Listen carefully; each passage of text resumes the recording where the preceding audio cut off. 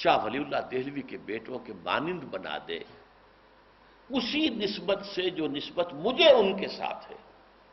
یہ سمجھ لیجئے، اگر مجھے حضرت مجدد سے 1 کروڑ میں 1 کی نسبت ہے، نسبت تو ہے نا، ہم کس کی طرف نسبت کریں گے؟ ہماری پہلی نسبت حضور کی طرف ہے صلی اللہ علیہ وسلم، پھر یہ مجددین امت صحابہ کرام کے ساتھ نسبتیں ہیں۔ تو اگر مجھے کوئی نسبت 1 ارب میں 1 کروڑ میں 1 نسبت کوئی ہے، وہی نسبت ان کے بیٹوں سے میرے بیٹوں کی کر دے، یہ دعا ہے میری، رہی ہے۔ اور میں اتفاق کی بات ہے کہ شیخ احمد سرندی کے بھی 4 ہی بیٹے تھے، شاہ ولی اللہ کے بھی 4 ہی بیٹے مشہور ہوئے۔ بہرحال یہ میری صلبی اولاد ہے، اور وہ میں دیکھ رہا ہوں میری دعا جو ہے اللہ نے قبول کی ہے، لگے ہوئے اسی کام کے اندر چاروں۔ تھوڑی سی کمی میں اپنے سب سے چھوٹے بیٹے میں دیکھ رہا ہوں، اگرچہ وہ اس تحریک کے لیے بہت مفید کام کر رہے ہیں، بہت کام کر رہے ہیں، بھاگ دوڑ کر رہے ہیں، صلاحیت انہیں دی ہے، شعبہ سمع و بصر، لیکن یہ کہ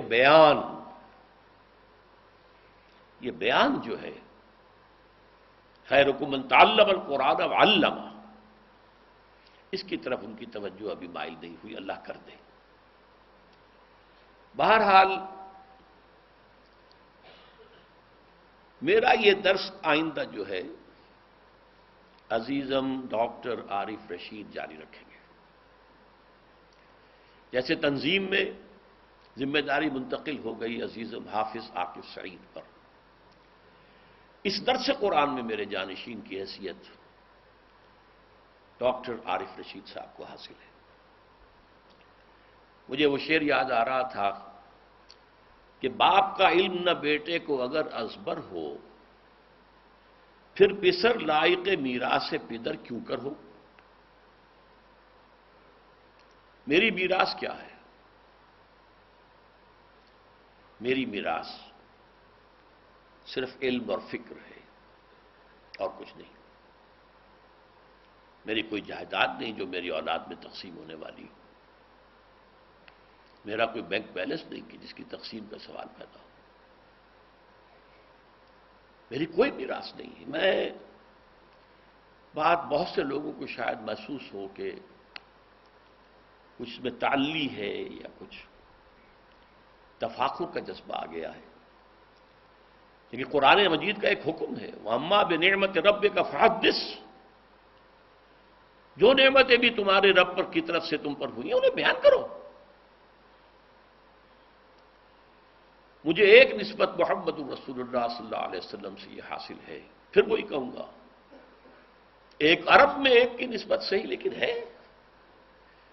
ہم کس کی طرف نسبت دیں اپنے آپ کو؟ معاذ اللہ کسی اور کی طرف نسبت کیوں دیں؟ لیکن ایک خصوصی نسبت کیا ہے؟ 40 برس کی عمر کے بعد حضور نے زندگی کا ایک لمحہ بھی معاش پر صرف نہیں کیا۔ الحمدللہ کہ یہی معاملہ میرا رہا ہے۔ اس ضمن میں جب میں نے آخری فیصلہ کیا تھا اپنے میڈیکل پریکٹس کو تج دینے کا، تو جس کرب میں سے میں گزرا تھا، جس سوچ بچار، جو تفکرات سے، نہ کوئی جائیداد، نہ کوئی کچھ نہیں، nothing to fall back upon, اندھے کنویں میں چھلانگ مار رہے ہو، لیکن اللہ نے توفیق دی۔ میرا ایک لمحہ بھی 40 برس کی عمر کے بعد، جس کو 35 برس گزر چکے ہیں، معاش کے لیے صرف نہیں۔ بہرحال اللہ نے کبھی فاقہ نہیں دیا ہے۔ من یتق اللہ یرزقہ من حیث لا یحتسب یجعل لہ مخرجا ویرزقہ من حیث لا یحتسب۔ بھروسہ کر دینا ایک مرتبہ بڑا کڑا کام ہے، مشکل ہے، سارا امتحان اسی میں۔ اندھے کنویں میں چھلانگ مارو، اندھا توکل کرو، اس کے ذمے ہے، رزق دینا اس کے ذمے ہے۔ ہمیں گمان بھی نہیں ہوگا کہاں سے ہوگا، ضرورتیں پوری ہوئی ہیں، اللہ کا شکر ہے۔ بہرحال میری میراث جو میں نے عرض کیا ہے وہ علم اور فکر ہے صرف، اور میں نے اپنی پوری زندگی کا یہ جو زندگی ہے، جب سے کہ تحریکی کام میں نے شروع کیا، اس کا حساب و کتاب جو ہے میں نے کہاں سے کھایا، کہاں سے اللہ نے راستہ بنایا، کیا حالات تھے جب میں نے یہ اندھے کنویں میں چھلانگ ماری، یہ میں نے لکھ دیا، حساب کم و بیش میری کتاب موجود ہے، ساری تفسیر اس کے اندر میں نے لکھ دی، تاکہ یہ واضح ہو جائے، جیسا کہ انبیاء کرام کا قول بار بار آتا ہے، وَمَا أَسْأَلُكُمْ عَلَيْهِ مِنْ أَجْرٍ، میں جو یہ کام کر رہا ہوں اس پر کوئی اجرت مجھے نہیں چاہیے، کوئی تنخواہ نہیں چاہیے، کچھ نہیں چاہیے، ان اجریہ الا علی رب العالمین، تو یہ نسبت بھی مجھے اللہ نے عطا فرمائی ہے، کوئی تنخواہ نہیں رہی، ہاں کچھ سہولتیں حاصل ہوئی ہیں، بہرحال وہ اللہ تعالیٰ کرتا ہے۔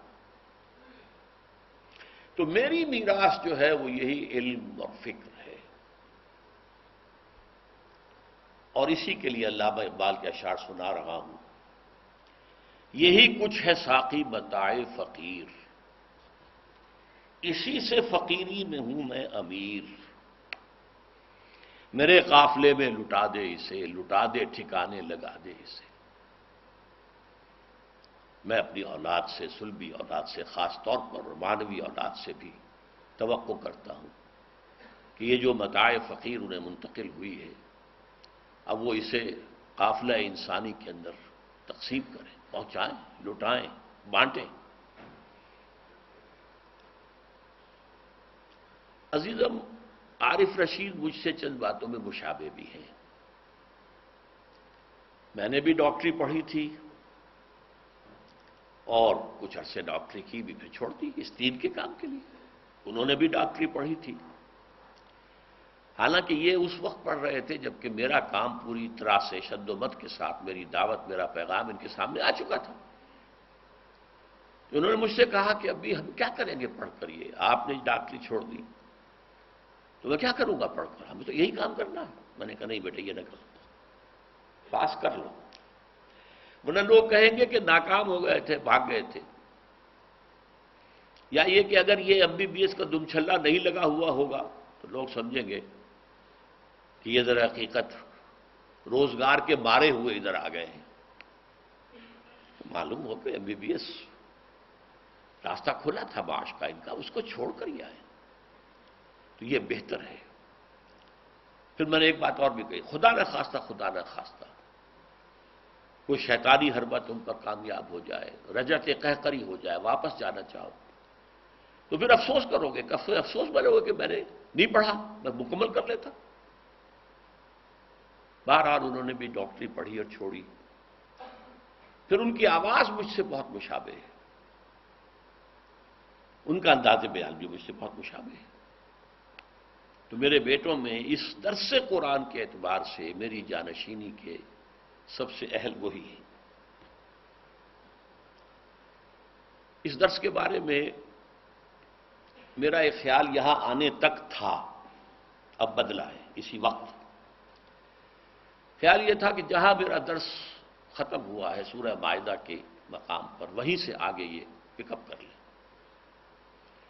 اب میری رائے یہ ہے کہ میں وقتاً فوقتاً اس دوران میں خود بھی طبیعت کی آمادگی ہو اور انشراح ہو تو یہاں آ کر کبھی مہینے میں ایک بار، 2 مہینے میں ایک بار، تو سورہ مائدہ کی تکمیل تو میں خود کروں۔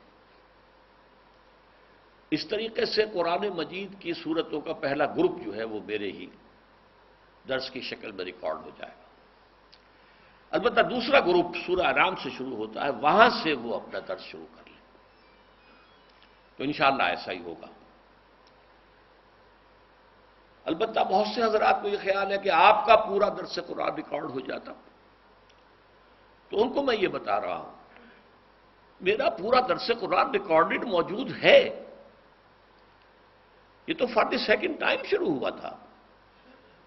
فرق صرف یہ ہے کہ وہ اس دور کے کیمراز کے ذریعے سے ریکارڈ ہوا تھا، ویڈیو بنے تھے جو سیٹلائٹ پر نہیں جا سکتے، جو ٹی وی کے ذریعے سے جنہیں ٹیلی کاسٹ نہیں کیا جا سکتا، دیکھا تو جا سکتا، ویڈیو موجود ہے، آڈیو موجود ہے۔ تو گویا کہ میری تقریری تفسیر موجود ہے، مکمل موجود ہے، جس کو دلچسپی ہے اس کا مطالعہ کرے، اسے سنے۔ میں تحریری مفسر نہیں ہوں، تقریر کے اندر میں نے جو بھی کیا ہے کیا ہے۔ اور اب اللہ کے فضل سے سورہ حدید کی جو میری وضاحت ہے وہ ایک کتابی شکل میں آ گئی. بہرحال وہ تو موجود ہے، اس کی طرف جو بھی رجوع کرنا چاہیں وہ راستہ بند نہیں ہے. بہرحال اب ایک تو میں امید کرتا ہوں، دعا کرتا ہوں کہ یہ جو جانشینی کا منصب حاصل ہو رہا ہے عزیزم ڈاکٹر عارف رشید کو، وہ اس کا حق ادا کر سکے. اور آپ کو میرا فکر ملے گا ان کے درس میں. یہ بچپن سے میرے ساتھ ہیں، یہ 10 سال کے تھے جب میں نے یہاں کام شروع کیا 1965 میں، اور ہر میرے درس میں میرے ساتھ شریک ہوتے تھے، ہر اتوار میں شریک ہوتے تھے، ہر جمعے میں شریک ہوتے تھے، عارف اور عاکف دونوں. چنانچہ ان کے تو تحت الشعور کے اندر بھی تہیں لگی ہوئی ہیں میرے فکر کی اور میرے سوچ کی. اس اعتبار سے یہ ہے کہ اس کام کا تسلسل رہے گا، اس تسلسل کو سامنے رکھتے ہوئے آپ اپنی اس دلچسپی کو برقرار رکھیں، بلکہ پڑھائیں اور لوگوں تک پہنچائیں. بات اب اگلی منزل تک جا رہی ہے، اگلی نسل تک جا رہی ہے، تو آپ کی طرف سے بھی کچھ اس میں کوشش ہونی چاہیے. اب میری دوسری بات کا دوسرا حصہ ہے، میں خود اب کیا کرنا چاہتا ہوں. جب تک تو نیم معذوری کا میری کیفیت ہے، ابھی ظاہر بات ہے میں ابھی سفر نہیں کر سکتا، باہر نہیں جا سکتا، اکیڈمی کے اندر ہی چلنا پھرنا ہے، یا پھر یہ کہ بہت اسپیشل یتن کر کے مجھے کہیں لے جایا جا سکتا ہے. اس وقت تک تو میں 2 کام کروں. ایک کے لیے تو خاص طور پر میں آپ سے استدعا کرتا ہوں کہ دعا کریں کہ اللہ میرے قلم پر سے گرہ کھول دے. میں کچھ لکھنا چاہتا ہوں.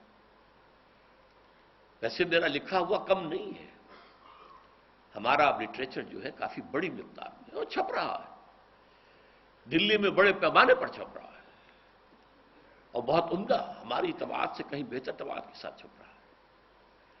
تو اس پہلو سے یہ ہے، لیکن یہ کہ بعض اس میں خلا ایسے ہیں جو میں چاہوں گا کہ پر کر دوں، اور دوسرے یہ کہ میں پچھلی تحریروں پر نظر ثانی کر لوں. وہ جو اقبال نے کہا تھا only stones do not change, اگر کسی معاملے میں میری رائے میں کوئی تبدیلی آئی ہو اس عرصے کے دوران تو میں اسے وہاں ریکارڈ پر لے آؤں. ایک تو یہ کام ہے جو میں اپنے کمرے میں بیٹھ کے کر سکتا ہوں. دوسرا یہ کہ ملاقاتی میرے پاس بہت آتے ہیں. جیسے میں نے کہا تھا پوری دنیا میں گونج ہے اس درس کی، کوئی کہیں سے چلا آ رہا ہے، کوئی کہیں سے چلا آ رہا ہے. ان لوگوں کے ساتھ گفتگو، اور وہ جو انہیں محبت یا کچھ عقیدت درس قرآن کی وجہ سے ہو گئی ہے، اسے عمل کے رخ پر ڈالنا کہ بھائی اب آگے آؤ کام کرو، اور اس عمل کے جو خد و خال ہے ان پر واضح کرنا. یہ میں اپنی گفتگو کے ذریعے کر رہا ہوں، اس دور میں بھی کرتا رہا. لوگ آتے ہیں، دور دور سے آتے ہیں، ملاقاتیں ہوتی ہیں، میں واضح کرتا ہوں کہ مجھ سے محبت کا تقاضا تو یہ ہے. کچھ لوگ عقیدت کا اظہار کرتے ہیں، آ کے ہاتھ چومتے ہیں، میں کہتا ہوں بھائی یہ نہیں ہے، اصل کام یہ ہے.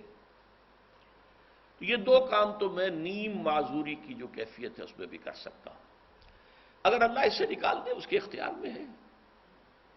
میں اگر موبائل ہو جاؤں پوری طریقے سے، سفر بھی کر سکوں، جا سکوں، آ سکوں، تو پھر میرے کرنے کا کام اصل میں یہ ہے کہ درس قرآن ایک علمی شے ہے، جو اس کا ایسنس ہے، جو اس کا پیغام ہے، جو اس کی حکمت ہے بنیادی، وہ جو میرا بنیادی فکر ہے وہ بہت پختہ ہے الحمدللہ ثم الحمدللہ، اور اس میں میری یادداشت نے کوئی خرابی پیدا نہیں کی ہے. اس کو میں گھوموں پھروں، اب بجائے اس کے کہ اتوار جو ہے میرا یہاں فکس ہو گیا، حالانکہ دوسری جگہوں پر بھی کوئی اگر اجتماع کرنا ہو تو دن تو اتوار ہی کا بنتا. جمعے میں جا کے آپ تقریر کریں، جمعے میں لوگ آتے ہیں آخری وقت میں بیٹھے اور بس، لیکن یہ اتوار میں جو بھی آئے گا آئے گا، ارادے سے آئے گا. تو میں یہ کام جو ہے بنیادی فکر، بنیادی دعوت، باقی علمی چیزیں جو ہیں وہ اپنی جگہ پر ہیں. میرا اپنا درس پورا ریکارڈڈ ہے اور یہ بات آگے چلتی رہے گی. اس میں تو کبھی کوئی سٹیسس نہیں آئے گا، کہیں جا کر بات ختم نہیں ہوگی، بڑھتی جائے گی. لا تنقضی عجائبہ ولا یشبع منہ العلماء. اب میری آخری بات ہے، میرے دینی، ملی، تاریخی، سیاسی اور عمرانی فکر کا خلاصہ. میرے 50 سال سے زائد عرصے کے مطالعے اور غور و فکر کا حاصل، جسے میں